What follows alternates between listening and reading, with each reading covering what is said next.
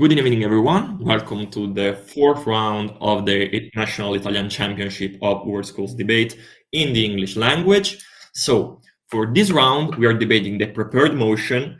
This house would require all foods already on the market to undergo the European safety assessment currently mandated for novel foods.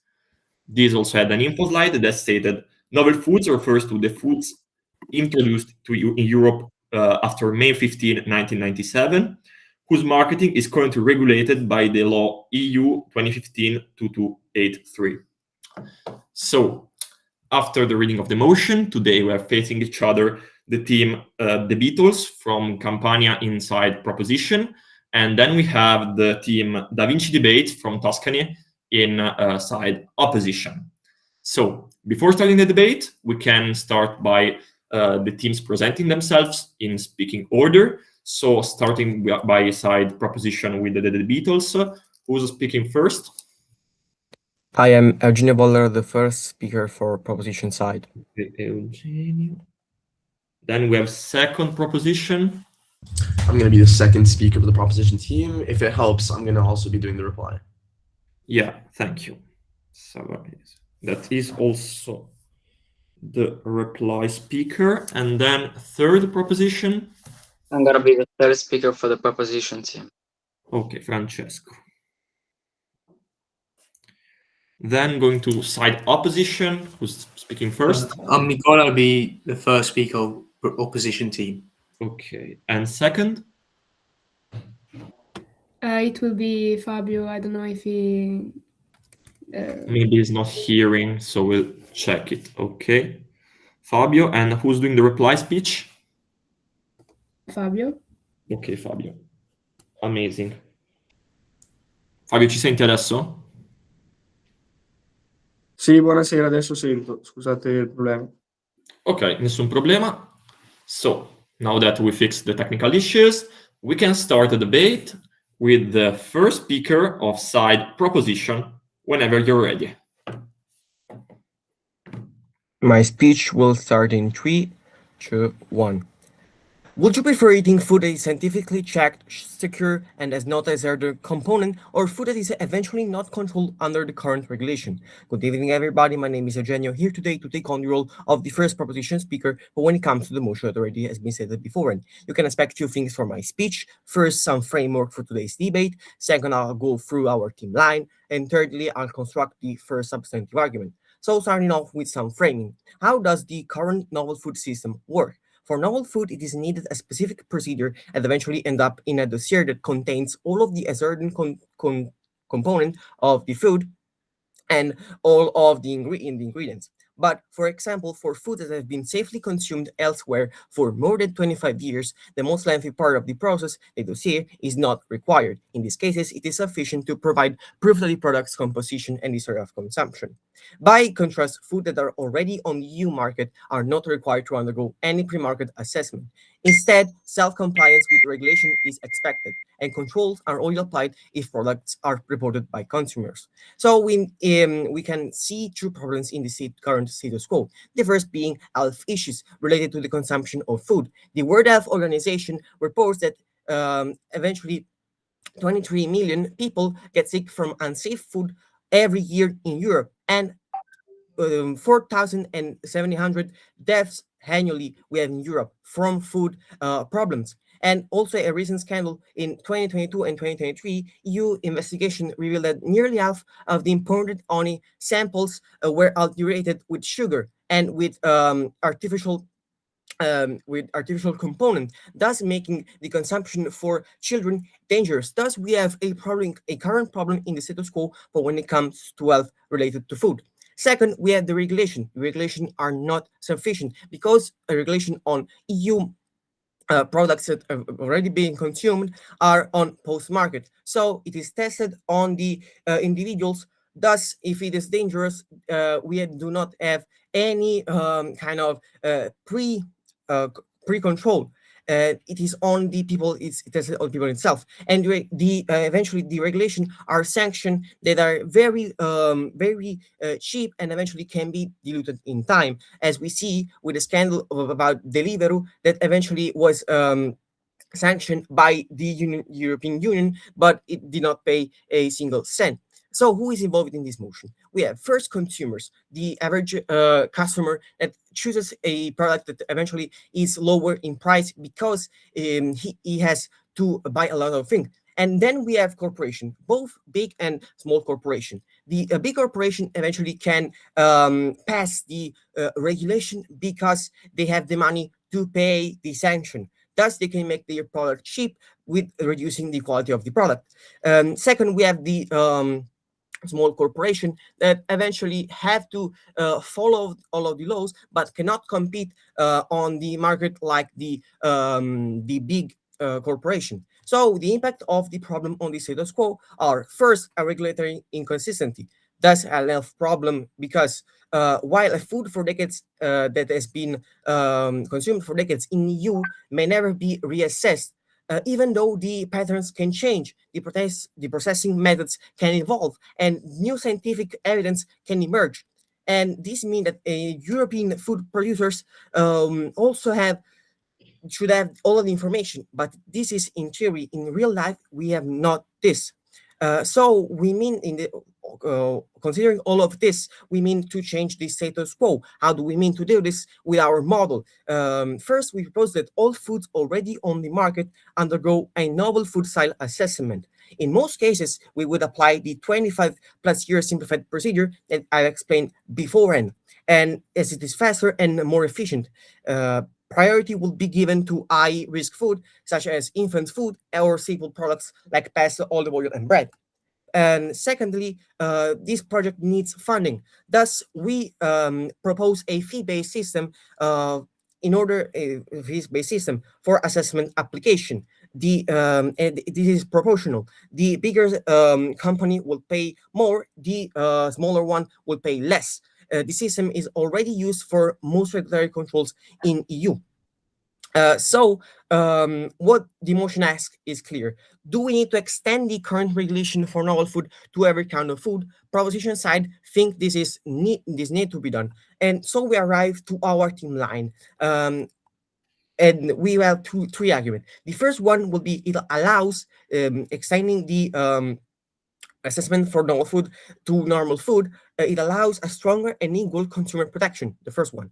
Second, it prevents corporate fraud and regulatory abuse.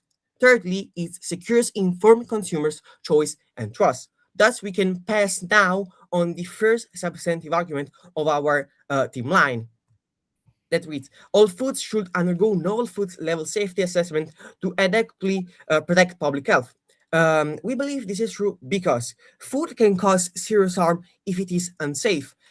This is true because all foods contain biological, chemical, or allergenic substances that can interact directly with the human body. Think about all kind of food that we eat today. How many substances that are not biological they contain.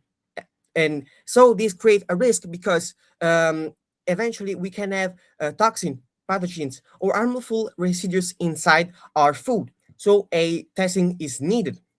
But why are eventually this product could likely to be used, this harmful product? Because modern food system involve industrial processing, and also in any cases genetic modification, also chemical treatments, and that can be dangerous for the human body. Therefore, if foods are not assessed as same rigorous level as novel food, significant health risk remain undetected until after harm occurs. Thus, this means that the regulation of food assessment through our model helps regulate homogeneously the food. So we bring also an evidence about the food that currently and in past were not regulated enough. And we had some damages. For example, in 2022, we had the use of non-compliant additives in seafood, such as benzoic acid in squid. This had the consumer had no way of knowing what they were ingesting, exposing them to hidden and unassessed risks. On eating this food that was not eventually was not set on the food itself that they contain this allergenic. And in 2023, we had a scandal about olive oil that was adulterated. This extra virgin olive oil was confused with normal oil. Thus, the consumers consumed oil that was not safe. So we arrived to the impact of my argument. Requiring all kind of food with the same level of regulation that have novel food assures the a public health safeguard, because a historical assumption cannot be sufficient. With this, I arrest my case. Thank you for the attention. Thank you. The first speaker proposition for the final speech. Now, if everyone here is ready, we can go on with the debate with the first speech by side opposition. The floor is yours.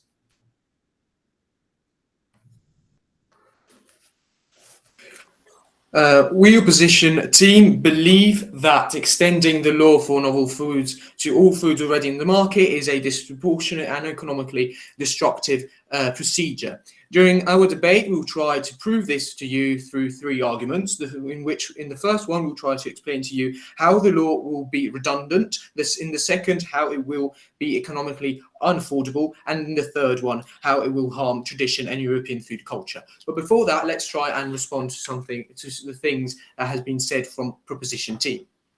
They told us in I don't know why, that many regulation present in today's European Union are not so efficient. This is completely wrong. We know by far that the European Union is one of the most safe place in the world for food safety, because as I'm going to prove to you in my first speech, there are many efficient regulation already in practice, like perhaps the White Book or the Regulation 872 of 2004, that not only analyse the chemical composure of the product and determine whether the product is healthy or not, but also try and cover, well, let's say it covers the hygienic standards that a food in its procedure has to follow. For example, the way a butcher shop should have the walls or the floor. So they also said that their model is based on a fiat base. In our following arguments, we'll try to demonstrate how money is not so easy to find, but not only, if it is so easy to find, even if the European Union can find this money, why it shouldn't be used in this sector. Moving on, in their first argument, they told us that perhaps they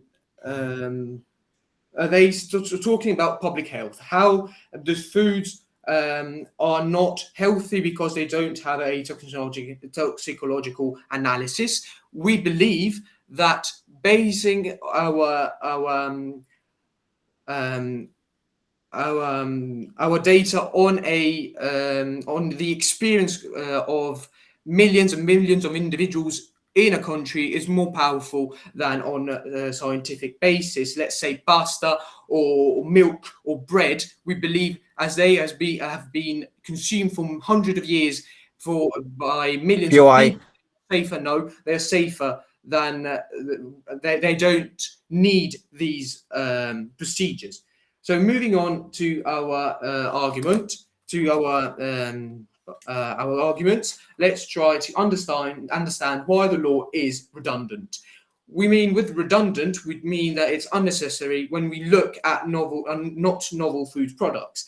Why? Because as I said before, efficient food regulation do exist in Europe, and as I said before, they are safe, providing safety in the Union, as the European Union hasn't really got alarming health problems. Yes, proposition told us some examples, brought us some examples today, but we believe they are not so relevant and alarming to spend millions of euros in this maneuver. For example, we can say that obesity rate in the EU. No, thank you. Is 16.5%, and in the UK is 27%. Even when we've got damaged batch of products contaminated, the European Union pulls it off from the market really quickly. So we think that as they are efficient regulations and the Union is quite safe in what they're doing, we think that adding this other law is unnecessary and redundant. And as we already know the history of the products that they want to analyze. Moving on, the second argument. POI. Yes. Are you aware of the fact that eventually even pasta bread can contain pesticide, and those are not present in the history of food that eventually is in Europe? Well, they are. Well, bread is something that has been consumed in Europe for many years, and if they use other types of flour to produce it or other types of ingredients, that must go through the European novel food, which is not a traditional food, as it's a novel food because it uses new techniques or new productions procedures. Moving on my second argument, we will try to demonstrate how this is economically unaffordable. We have to understand that money doesn't grow on trees. And this is extremely important because when we look to a political maneuver, we have to understand that it has some costs. And we believe that this maneuver in particular is going to cost a fortune, not only for it to be enacted, but also to be POI. To the enterprises. I know that you use the FIT model, and so we are not taking in consideration. We know that this motion to be discussed, maybe you can say we have to think and believe that we can find this money. But we ask you, panel, are these millions and millions of euros well used if used in this particular sector? As I proved to you before, the regulations already exist. But we know also that the little enterprises and the big enterprises will have to pay for the analysis, and also the answer from the European Commission will come after a long time, a period of time, for example, a year. So products will be less and more expensive. We have already have problems in today's society. We already have problems of high, really expensive products. Let's say the loaf of bread can come and cost 5 or 4 and 5 euros, and we believe then that this extending the law is completely unnecessary, both from the point of or economically point of view and from a safety point of view. Thank you very much. Thank you to first speaker opposition for the fine speech. Now, if everyone is ready, vuole entrare una certa Lucia Zangani. La conoscete? Ok, la faccio entrare allora. È la nostra coach. A posto. Okay, so thank you to the first speaker opposition for the fine speech. Now, if everyone is ready, we can go on with the debate with the second speaker by side proposition, whenever you're ready. Okay, so my speech will start in 3, 2, 1. This debate is not about whether food in Europe is generally safe or whether we should ban half the supermarket, because as you guys stated multiple times, under EU law, all food must be safe. But the fundamental question lies in how we guarantee that safety, either proactively through independent assessment or reactively after harm and scandal, which is exactly what the opposition is promoting. Right now, the EU runs a two-tier system. If a food is classified as novel, introduced after 15th of May 1997, it must pass like a viable scientific assessment before sale. But if a food is already on the market, it often relies on the phenomenon of grandfathering and self-compliance, with serious scrutiny only triggered after complaints, inspections, or even full-out scandals. That's not an equal standard. It's an unequal pathway to the same exact promise. With this reframe established, I will show you why the opposition's key objections fail and how ours prevail. Because they stated in their speeches that EU food is already among the safest in the world. And that's exactly the reason that we're trying to push. And the reason that it's safe is strong science-based oversight. The motion just says to apply the EU's best standard consistently, not only to novel foods, because if the gold standard works, the logical move is to extend it, not to withhold it and preserve this grandfather loophole that goes to perpetuate in this. Because if EU food is so safe, then universal assessment isn't scary. It's just simply finishing this job. Their second main point is that they base their safety on a lived experience on millions of consumers. Because yes, consumption history can be useful, but it's not an ultimate safety test. It's just a proxy. Because some harms are low signal and they don't show up as immediate illness. No food assessment exists because people ate it isn't the exact same thing as we measured risk. Because millions eating something tells you it's common, not that it's completely controlled. Thirdly, they stated multiple times on how this would be expensive and they don't actually need this procedure because need is the wrong standard here. The motion is about closing a structural loophole. If some foods face rigorous independent scrutiny and other pass by, companies will push risk and corner cutting because that's what makes them the most money. Universal assessment prevents any kind of regulatory arbitrage because you don't need a seatbelt until the plane crashes. That's the point. The EU, they also stated that the EU already has strong regulations like it does for non-food products. That comparison supports us. In other sectors, Europe doesn't say it's been sold for years, so no assessments. It sets uniform baseline compliance and scales scrutiny to risk. We're applying the same exact logic to food, which is consumed daily by absolutely everyone. Well, another thing that they stated is on how this is economically destructive and how extending this law will fundamentally hurt the market. That's only if you imagine a one-size-fits-all slow process, which is not our model at all. Most foods go to the 25-plus year simplified procedure, and we prioritize high-risk foods and staples first. This prevents any kind of bottlenecks when tackling these foods. We're not adding chaos, we're designing a staged, simplified, and risk-based upgrade because this is what helps our community the most. While the opposition wants you to believe that foods already on the market are automatically safe and that reviewing them again and again would be pointless red tape, while that can be a comforting story, it confuses being legal with being properly scrutinized. This motion isn't saying Europeans have been poisoned for decades. It's saying something much, much simpler. If the EU has a gold standard assessment for novel foods, then it's irrational and unfair that absolutely everything else gets a free pass simply because it's not considered novel. This is why our first impact in this case is going to be corporate fraud, because when oversight is patchy, scandals happen. Substitution, undeclared ingredients, illegal treatments, because the expected payoff is high, as I've already stated before. Universal assessment doesn't trust companies more. It does the polar opposite. It just sets one standard, and it makes deception harder to hide and easier to punish.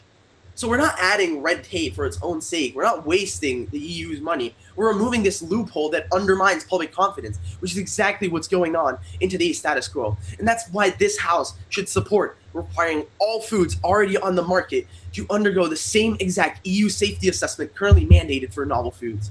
This brings me straight into my first argument, which states that universal safety assessments for all foods reduce corporate fraud in an inherent manner. Let's analyze this. Why does fraud happen? Because firms can gain extra profit by cutting corners in some way while still charging the premium price. Why doesn't this market just simply stop it? Because consumers and retailers often can't verify what's inside a product. Fraud is profitable when it's hard to detect, and weak oversight is the key condition. Fraud becomes rational when the expected payoff is positive, and if the detection probability is low, the second term stays small. So fraud pays. If older legacy foods face fewer disclosure and verification steps, companies can hide changes in sourcing, processing, or composition with less risk of being caught. The universal assessment forces systematic disclosure and independent review, which increases a bunch of things which make people more able to tell what they're eating. It increases traceability. It's harder to swap out ingredients without a paper trail behind it. It increases testing and auditing triggers, where more points where inconsistencies get noticed.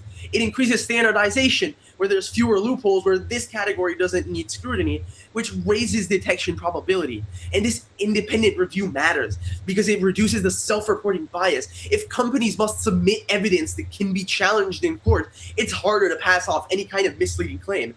This isn't a one-off thing. It's happened multiple times. The 2013 EU horse meat scandal, which has already been cited multiple times, because product labeled as beef in the EU in 2013 contained up to 100% horse meat, enabled by weak traceability and oversight in parts of the supply chain, which is going to be inherently avoided by applying our model. The impacts of this are immense because there's less mislabeling, less substitution, and there's better traceability in all of the products that are commerced in the EU. Which brings me straight to my next argument, because universal assessments increase consumer trust, a fundamental aspect inside the food system. Requiring all foods already on the market to undergo the same exact EU safety assessment currently mandated for novel foods will increase consumer trust in the food system. But what creates this credibility? What creates this trust? Not perfection, but a clear, consistent rule that people can understand, and not a rule that changes based on its food. That's why it needs to be applied on absolutely everything, because inconsistency signals arbitrariness. If consumers learn that some foods are rigorously assessed and others aren't, it just perpetuates the wrong thing. This motion changes what directly repairs this, because it removes the credibility gap by eliminating this two-tier logic. A universal novel food style assessment creates one single legible promise.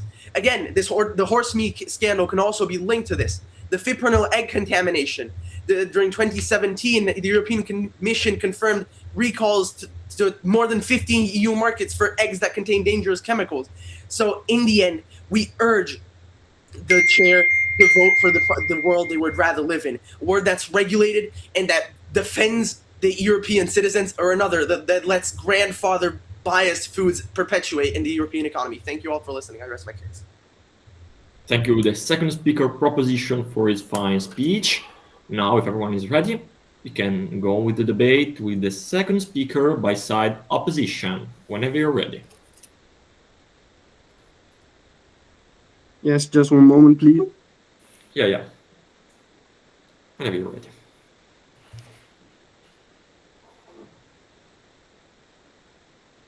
Okay, my speech is going to start in 3, 2, 1. Okay, I would like to start my speech by the first sentence of second proposition team speaker, which was, the problem here is not safety. We all heard what he said next. So the problem here is not safety. I would like to start off by this point, because the main points of my speech will regard safety and history. Why do I say history? Because as my previous teammate said, as the first speaker of my team said, it is demonstrated that food in Europe is safe, that the Mediterranean diet is something that is very, very good for our health, and that it is very healthy. I would like to show some examples of how much history is important in all of our knowledges, because the second speaker of opposition team talked about the scientific data that is behind the safety of the food, and how much this safety will be much better if we analyzed and we applied this safety assessment proposed by European and proposed by the proposition team. So I would like to start off by an example, by a slightly different example, the example of structures. Scientists today still can't figure out how pyramids were built. scientists still can't figure out how Roman concrete was built, how it was made, and why it is so effective, so that roads are still useful today. While our modern engineer couldn't even get close to building something like this. I would like to talk about this because I think that it is a very, very crucial point for a better comprehension of what we are talking about. So, as my first teammate said, European diet, the Mediterranean diet, is safe, and it is also because of the safety assessment. But POI. yes, but of course, no, thank you. But of course, there is the history behind it. So, since the European diet is one of the best in the world, and it is historically proven, so there is an history behind it. How? Why do we have to change this thing? Why don't we have to listen more to history than to scientific data to verify, to check that the food is the best? To come coming back to the example of the structures, history, it is a clear example of how history beats in a certain way science over something that is not food related, okay, but it is to show that even in when we talk about food, history is more important than scientific data. Those were just some POI. examples that I brought. No, thank you. Those are just some examples that I brought, and there are examples of it in every field of how much history beats scientific data. Which means that we should say something like, okay, we have a very good diet and we don't have to change it by any assessment. I would like to safety assessment. I would like now to talk about my argument, the third argument of my team, which is about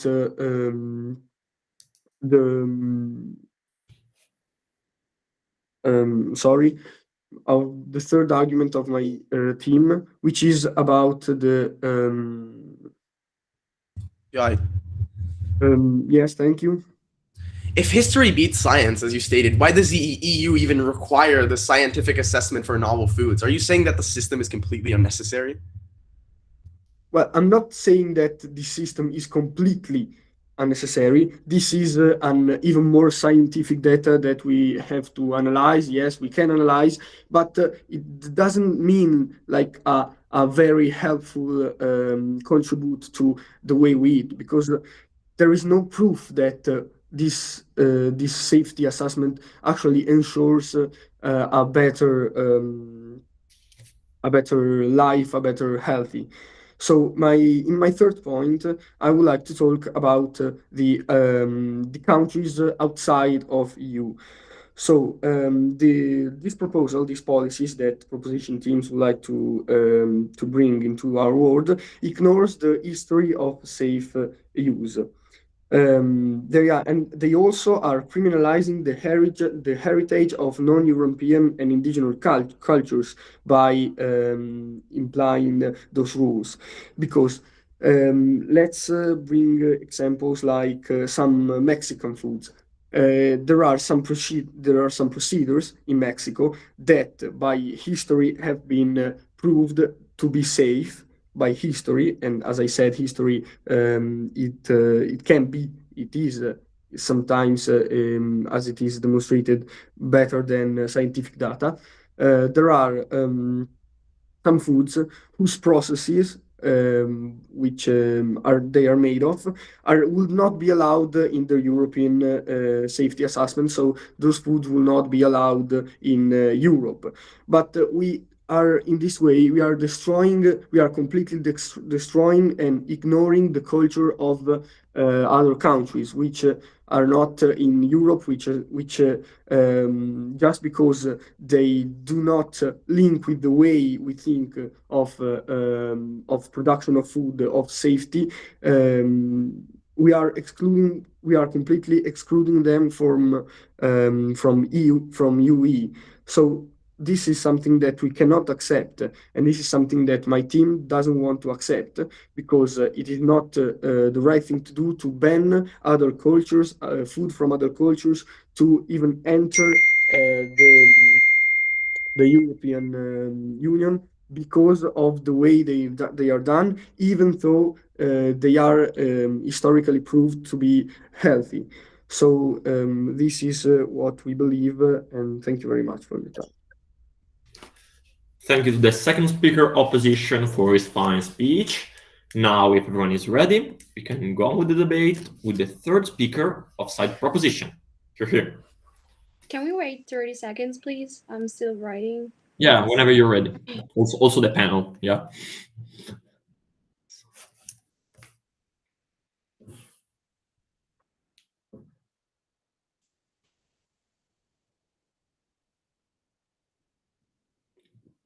Okay, I'm ready, thanks. Okay, so third speaker can start his speech whenever he's ready. Okay, my speech is going to start in 3, 2, 1. Good evening, everyone. I'm Francesco Miele from Liceo Carciopoli, Naples, here today as the third speaker for the proposition team on the motion. This house will require all foods already on the market to undergo the European safety assessment currently mandated for novel foods. My role today is to reinforce our case, directly respond to the opposition, highlight the clashes of this debate, and show why the proposition world is safer, fairer, and more coherent than the status quo they defend. I will begin by analyzing the opposition claims and then move on to a reconstruction of why our model really prevails. Now, let's start by the first claims of the first speaker. The first thing they said, the main key, their main point was that extending the law is destructive. But how would it really be so? They didn't portray it like a model where it would be destructive for the industry and for the consumers of the products. They said that the EU is one of the safest place in the world, but it's not like that, because we have seen with evidence that we have brought that in 2022 and 2023 EU investigations revealed that nearly half of the imported honey samples in this case were problematic. This fraud misled consumers and bypassed nutritional and safety expectations, particularly affecting vulnerable groups such as children. So we can assure in this case that EU is not always safe. Then they said that the money will be provided by the EU, which is just not true. We said in our model that the corporations provide money in order to participate with, in this case, to protect the consumers. Then they are basing their data on the experience of millions of people rather than a scientific base. That is the main point of their arguments. But we can't base a law regarding safety on just experience. Even if we all are, even if we can say it has been not problematic for years, we can't just base that our entire argumentation on that. They even talked about a practical example like pasta, but we have to understand that today's pasta could contain pesticide or even alarming problems that could become much worse as time progresses. So a product is not safe itself, basing its safeness on history. That's the main point. Then they even talked about the fact that this maneuver cannot be affordable. So are you putting at this point the money before the health of the people? Because this is a problem that exists and we have to solve it. They even said that are millions of euros well used in this sector? Well, following our model, the money are from the corporations. So in this case, yes, this is just for a good cause.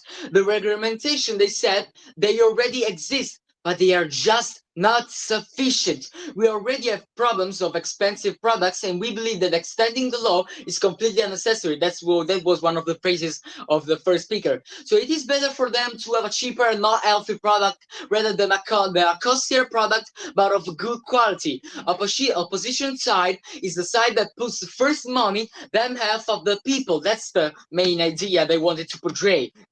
History consumption assures safety. That was another key point from them. But let's remember again, history consumption is not safe because the product inside the food can change. While a food sold for decades inside the EU may never be resisted, even though exposure patterns change, processing methods evolve, and especially a new scientific evidence always emerges. Now let's move on to the second speaker, which portrayed other key points we have to analyze. The first thing he said is that the problem is not safety. Well, but we are basing our entire argumentation on that. The entire debate is based on the fact that this is fundamental for the safety of the people in the European Union. And another thing they wanted to portray again, that their main value was the fact that history is much more important than scientific-based facts. But it does not apply if the consumption will change with the years. That's the main thing we have to analyze. This is not a static consumption. This is a dynamic phenomena which will change with the course of the years. They even talked about the example of the pyramids. Well, does it really justify not applying a safety measure? Is it really something that we could correlate with their argument? We don't really think so as the proposition team. Then they even talked about another important thing for them. It was the Mediterranean diet. They said it was the best, and at that point they based their whole argument on the fact that it will be just the best solution at this point. Like, we don't need safety regulations because we have already examples of how we can live a great life without having every problems. But it is just wrong. Simply, the food is not all of the food from the world is from the Mediterranean Sea, we have to understand. And that was still related to their main point, that history is more important than scientific data when talking about food. But now let's be serious and analyze. Are you seriously claiming that decades of historical consumption is a stronger guarantee of safety rather than modern independent scientific testing? Traditions can detect new hazards, changes in progression. This is the main point. Sourcing or global supply chains can make a safe food harmful today. By relying on history alone, you ignore emerging toxins, allergens, and contamination. Science is the only tool that protects millions simultaneously. Would you apply the same logic in medicine? Because centuries of patients taking a drug without assessment wouldn't prevent harm if we didn't test it scientifically first. That is the main point. Now let's move on to really analyze how we portrayed a stronger argumentation and what makes us win this debate. Now, we propose extending a novel food style safety assessment to all foods already on the market. In most cases, these will use the simplified 25 years of procedure, making the process faster and efficient. Priority is given to higher risk foods such as infant products and staples. Crucially, this does not remove food from the market or freeze supply. If a product is genuinely safe, the assessment is quick. If hazards exist, they are identified before mass harm occurs. Funding is ensured through a scalable fee system proportional to company size. Multinationals pay more, SMEs pay less. This model already works across EU regulation frameworks, and in this case will be important for the health of millions of people in the future. That's the main point. Why our arguments stand stronger? Because modern food systems are complex, they are industrialized, and they are global. Without systematic assessments, risks remain undetected until after harm occurs. Evidence shows this clearly. Non-compliant additives in seafood, large-scale oil adulteration, and millions failing ill annually from unsafe food. That is the main point we have to understand. We have demonstrated that the motion is necessary because the current system contains a dangerous verification gap. And this motion does not ban food. It does not treat bread like a lab experiment. It simply removes an arbitrary loophole and applies one scientific standard for everyone. And with that, I conclude my speech. Thank you, the third speaker proposition, for his fine speech. Now we can finish the constructive part of the debate with the third speaker by side opposition. Whenever you're ready, whenever the panel is ready. Yes, just a moment. Okay.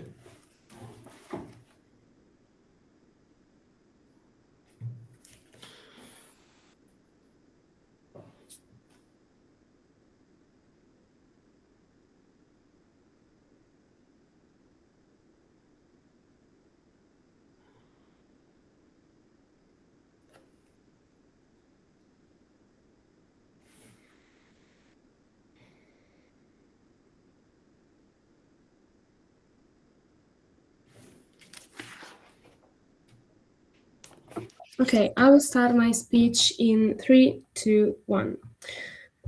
In my speech, we'll analyze the two more points of clash that we debated, and then I want to do a critique to the reasoning of the other team. So I think that the two most important issues during this debate has been the economic one and the one that is about health. So economically, the proposition team said that it is not a real problem, it is not a big issue, but I will try to explain that actually it is a very big issue and that it will be destructive for the market. First of all, because as also the other team said, corporation would pay for it, and this cannot be sustainable for the smallest one, as we can all understand. In the second point, the proposition team did not consider the indirect costs that can be paid from the consumers. So the food on the market can be more expensive for the consumer, and this is harmful, obviously. In the third point, I would like to show a dynamic that can happen during this process of analysis of all the food that are on the market. So let's ask us what happens when we have to analyze a product.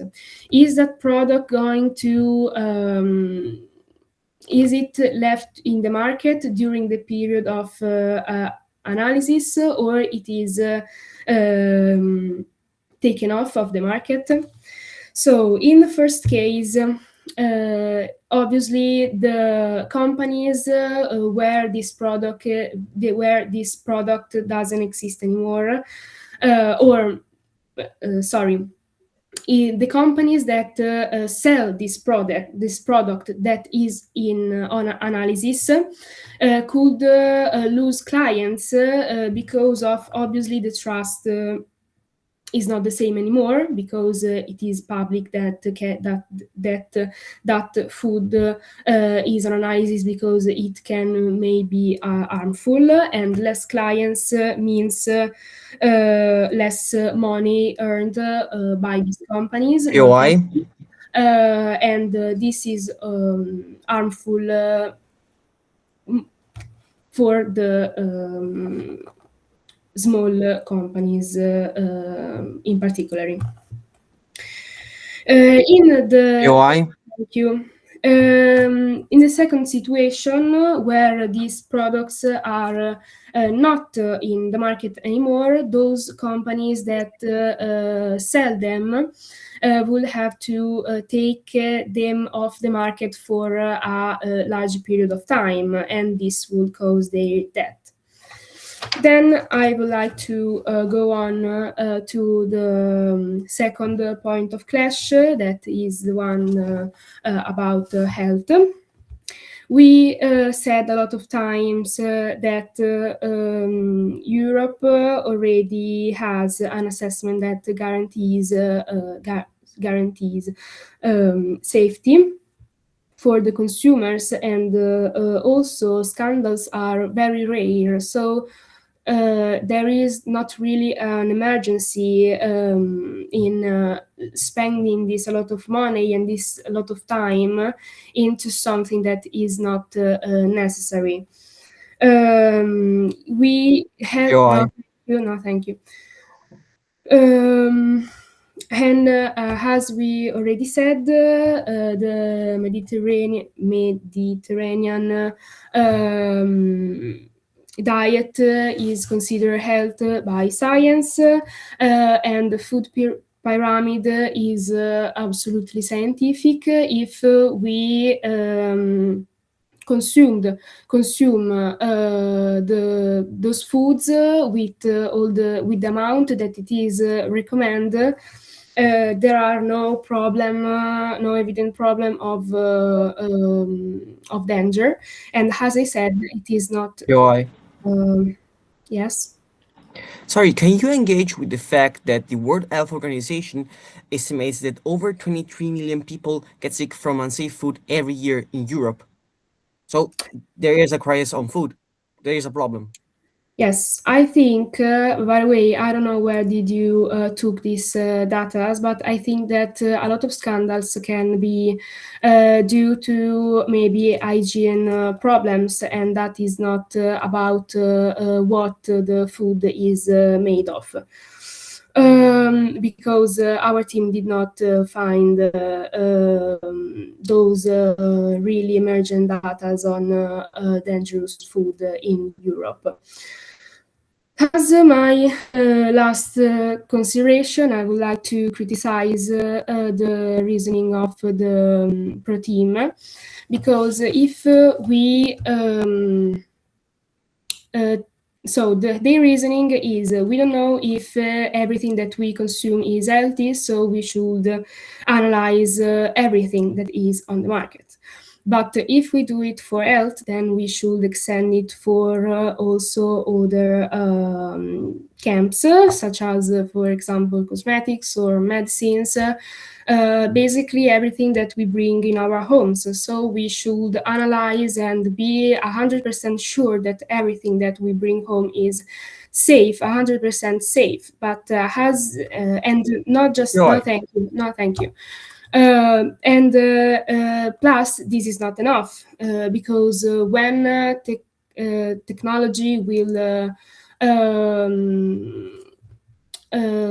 develop, what do we want to do? We want to analyze everything that it is on the market another time. So in every 50 years, we should analyze everything that is on the market. Obviously, as you can understand, this is unsustainable these are practical issues and also an economical one. Thank you. Thank you to the third speaker, side opposition, for a fine speech. Now we can declare the constructive part of the debate finished, so we can go on with the reply speeches, starting with side opposition, whenever we are ready.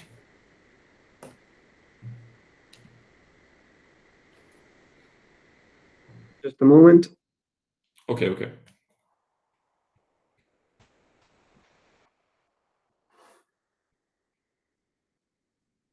Okay, I would like to start my speech, my final speech, by repeating and analyzing what Camilla, the third speaker of my team, just said. So I found another one main point of clash in this debate.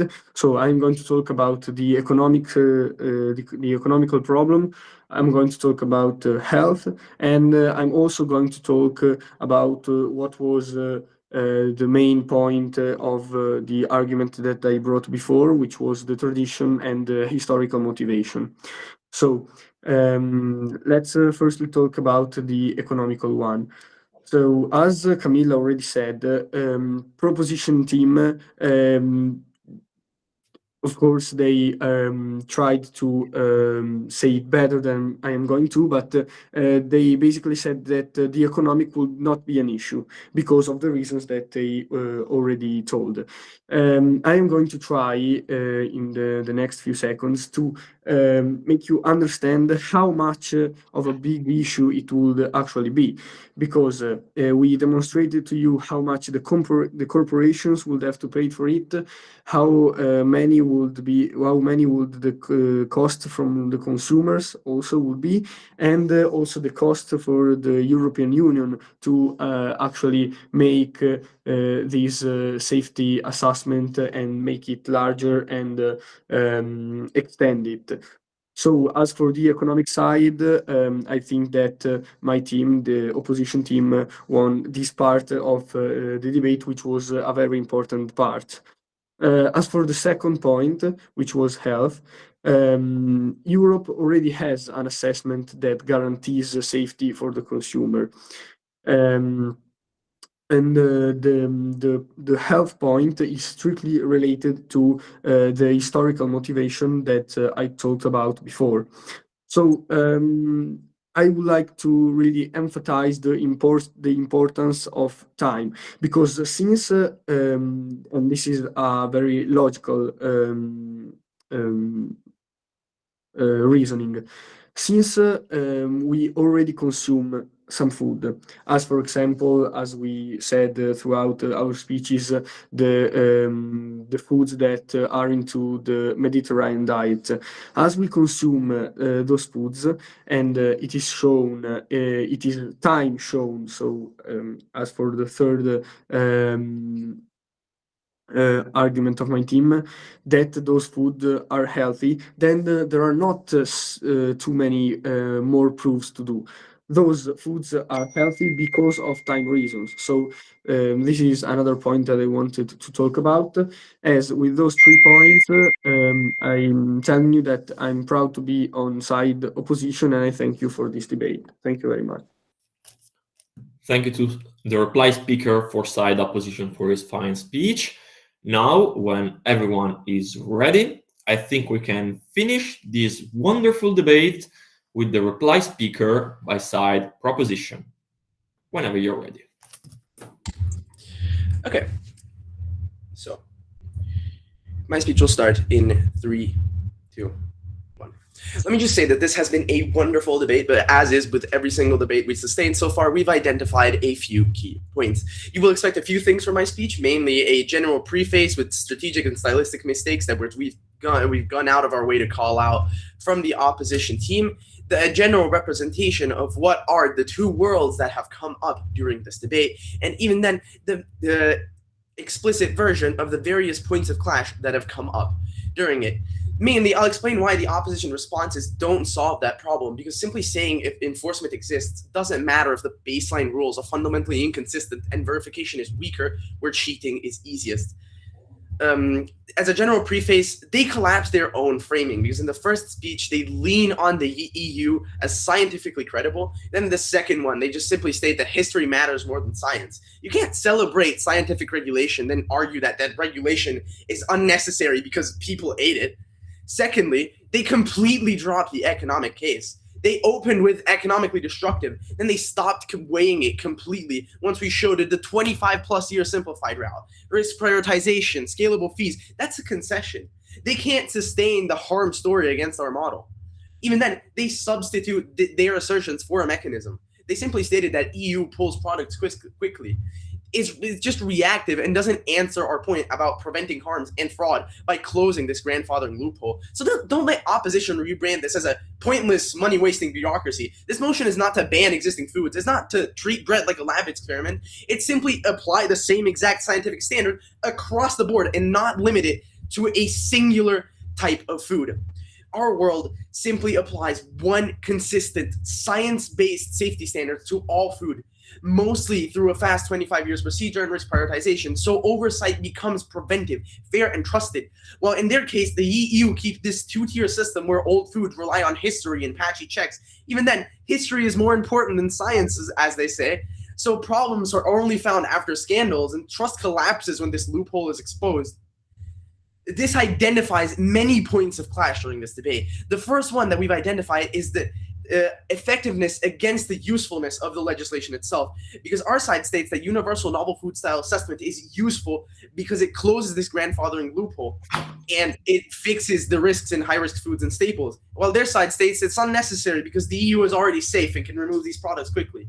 They confuse this capacity, radioactive capacity, with preventive protection, saying that we can recall fast just admits that failure happened first. And why even go to the point of having a scandal? We believe that history is evidence, but not a safety assessment, which opens up the science versus history clash. Because scientific review is fundamentally needed for low signal harms, vulnerable groups, and modern supply chain changes, which is why we use the history inside the 25-year route, but still require independent scrutiny, while their side simply states that history beats scientific data across the board. Even then, third clash, this is the practicality against cost. This is perfectly workable.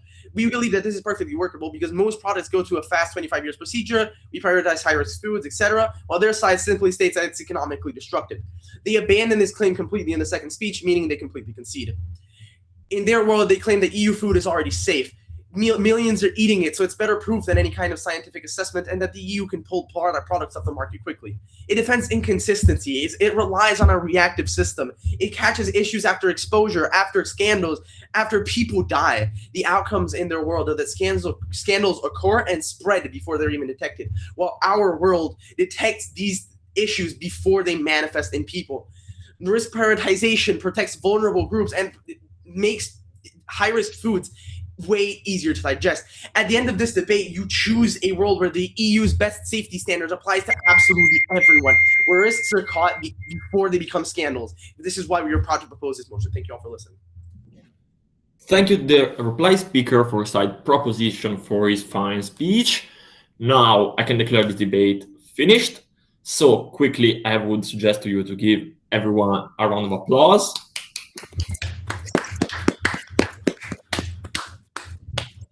Really great debate. So now I can close the registration really quickly.